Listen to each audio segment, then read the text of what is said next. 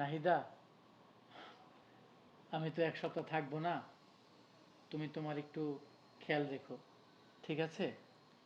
হ্যাঁ, ঠিক আছে। নাহিদা, এই কয়টা দিন তোমাকে খুব মিস করব। Miss you baby. Miss you too. Ismail, তোমার বন্ধু মেরাজও চলে এসেছে। ও আচ্ছা। মিরাজ, তুই চলে আসছিস? হ্যাঁ, চলে আসছি। তোর কি সব কিছু রেডি? হ্যাঁ, আমার সব কিছুই রেডি। আসলে বন্ধু, তোরে যে কি বলে ধন্যবাদ দিব। তুই সব বিপদে আপদে সব কিছুতে আমার পাশে থাকিস। আসলে তোর মতো একজন বন্ধু পাওয়া খুব ভাগ্যের ব্যাপার। আরে ব্যাপার না, বন্ধুর বিপদে তো বন্ধুই থাকবে, তাই না? হ্যাঁ, ঠিক বলছিস। আসলে তুই আসিস বলেই তো আমি নিশ্চিন্তে থাকতে পারি। আর মিরাজ, আমি তো এক সপ্তাহ থাকবো না। তুই একটু নাহিদার খেয়াল রাখিস। কোনো কিছু প্রয়োজন হলে ওকে একটু হেল্প করিস। আরে সমস্যা নেই, আমি আছি তোকে দেখার জন্য। খুশি হলাম তোর কথাটা শুনে। আচ্ছা, গাড়ি রেডি, যাবি না? চল। হ্যাঁ, যাব। ঠিক আছে, চল। নাহিদা, হ্যাঁ। আমি তাহলে আসি, হ্যাঁ? হ্যাঁ, আসো। ওকে, ঠিক আছে, আয় আয় আয়। নাহিদা, আমি তাহলে যাচ্ছি, হ্যাঁ? আচ্ছা, বাই।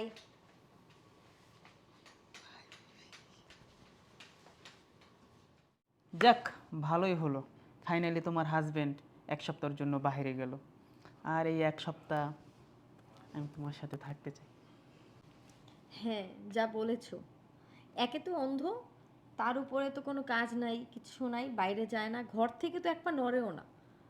মানে একে দেখতে দেখতে আমিও অধৈর্য হয়ে যাচ্ছি। ফাইনালি সে কিছুদিনের জন্য বাইরে গেছে, আমি একটু রিল্যাক্স করতে পারবো। তো এখন তোমার সাথে আমি একটু টাইম স্পেন্ড করতে পারবো। আচ্ছা, ওকে যখন এতই তোমার ভালো লাগে না, সংসার করতে ইচ্ছা করছে না, তাহলে ছেড়ে দিচ্ছ না কেন ওকে? তুমি তো শুধু ওর অন্ধত্ব দেখেছো, তুমি কি ওর ব্যাকগ্রাউন্ড জানো না? কত টাকা পয়সার মালিক ও, ওর ফ্যামিলি ব্যাকগ্রাউন্ড সম্পর্কে জানো না তুমি? শোনো, ওকে ছেড়ে দেবো কেন? ওকে ছেড়ে দিলে আমাদেরই লস, ওর সাথে থাকলে আমাদের লাভ। বুঝতে পেরেছো? আচ্ছা, সবই বুঝতে পেরেছি, কিন্তু আমার কি এইভাবেই অভিনয় করে যেতে হবে সারা জীবন? আরে না, সারা জীবন কেন করতে হবে অ্যাক্টিং তোমাকে? আর কয়েকটা দিন একটু ওয়েট করো, সব ঠিক হয়ে যাবে। এই দেখো, যা করার তাড়াতাড়ি করে, আমার কিন্তু আর ভালো লাগছে না। আচ্ছা, তুমি একটু বসো, না দেখছি কে যেন এসছে।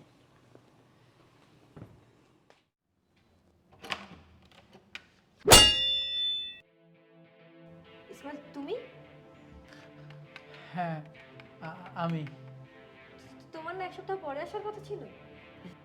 আসলে নাহিদা, আমার ট্যুরটা ক্যান্সেল হয়ে গিয়েছে তো, এই জন্য চলে এসেছি। আচ্ছা, ঠিক আছে, ভেতরে চলো।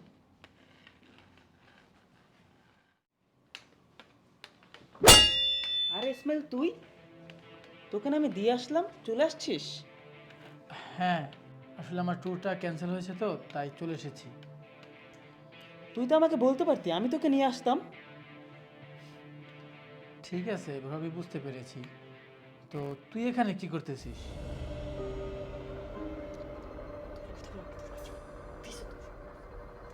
মানে ওই যে তুমি বললে না যে তুমি না থাকাকালীন যেন ও আমার কেয়ার করে, আমার কিছু জিনিস দরকার ছিল, আমি ওকে কল করে ডেকেছিলাম। বাহ, আমি তো দেখতেছি আমার বউয়ের খেয়াল আমার থেকে তুই বেশি রাখতেছিস। হ্যাঁ, রাখতেই হয়। বাহ, যাক, এভাবেই ভালোবেসে আগলে রাখিস বুকের পাঁজরে। তুই কিভাবে জানলি? তুই কি দেখতে পাস?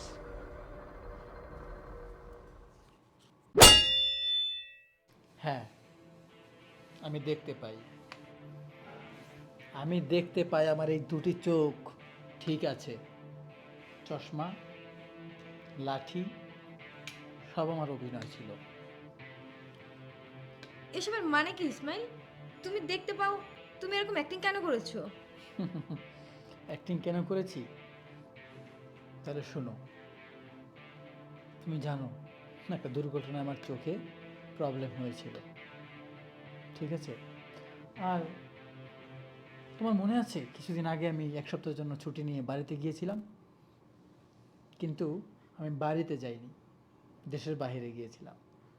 সেখানে গিয়ে চোখের অপারেশন করিয়েছি। আল্লাহর অশেষ কৃপায় আমার চোখ দুটো ভালো হয়ে যায়। সাকসেসফুলি অপারেশন হয়েছে। ভেবেছিলাম তোমাকে সারপ্রাইজ দিব দেশে এসে, কিন্তু আফসোস, এমন এক ঘটনা আমি চোখে দেখলাম আমাদের দুজনের, আমি নিজেই সারপ্রাইজ হয়ে গেলাম। ভাবলাম আরও কিছু জানতে হবে, তখন চশমা, লাঠি, এগুলো দিয়ে অ্যাক্টিং শুরু করলাম। তোমাদের কুকর্ম সব কিছু আমি এই দুই চোখ দিয়ে দেখেছি। শুধু চশমাটাই পরেছিলাম। তোমরা হয়তো ভেবেছো আমি অন্ধ, কিন্তু না, আমি অন্ধ ছিলাম না, আমি সব কিছু দেখেছি। থাক, ভালোই হলো, সব কিছু নিজের সামনে প্রকাশ পেয়ে গেল। ইসমাইল, তুমি আসলে যা ভাবছো ভুল ভাবছো। মানে তুমি যেমনটা মনে করছো এমন কিছুই না। চোপ, তোর এই মুখে আর কথা শুনতে চাই না। কি বললি? ভুল ভেবেছি, ভুল দেখেছি? এই, নিজের চোখে দেখেছি, নিজের চোখে আবার কেউ ভুল দেখে? হ্যাঁ, তোরা ভালো থাকতে চেয়েছিলি না? ঠিক আছে, তোরা ভালো থাক, তোকে আমি ডিভোর্স দিব। আর ডিভোর্স দিতে গেলে তো অবশ্যই কোনো এভিডেন্স লাগবে, তাই না? তা জোগাড় করার জন্যই, তা ম্যানেজ করার জন্যই আমি এসব করেছি। বুঝতে পেরেছিস? এক্ষণ এই মুহূর্তে তুই আমার বাড়ি থেকে চলে যাবি। তোর মতো মেয়ের সাথে আমি সংসার করব না।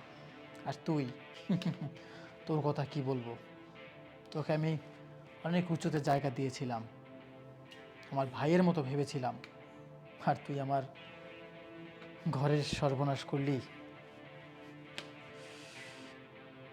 আমি দুধ কলা দিয়ে কালসাপ পুষেছিলাম।